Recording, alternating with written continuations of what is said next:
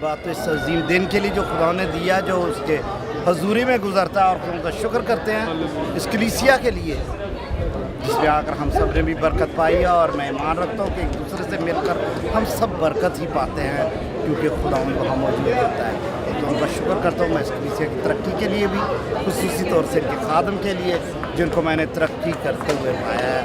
और खुदा इस कलीसिया को, इस खादम को अपनी मोहब्बत में इसी तरह मजबूत और कायम रखे और ये बढ़ते हुए उसके नाम पर चला देते हैं। Thank you. पास्टर मंजूर बरकत खुदावंद के अजीम खादिम हैं और उनके वसीला से यहाँ पर बहुत सारी कौमें बरकत पा रही हैं। आज के दिन भी हमने देखा खुदावंद का मसा इस कलीसिया में ठहरा हुआ था, बहुत सारे मुअज्जात आज अव्वल पैरा हुए।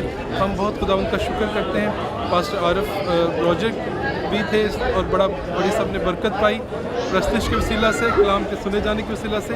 हम बहुत ज़्यादा दुआगो हैं कि खुदावंद इस कलीसिया को, इस खादम को और बहुत ज़्यादा बरकत दे और दिन ब दिन ये खुदावंद के नाम में बढ़ते चले जाएँ। आमीन।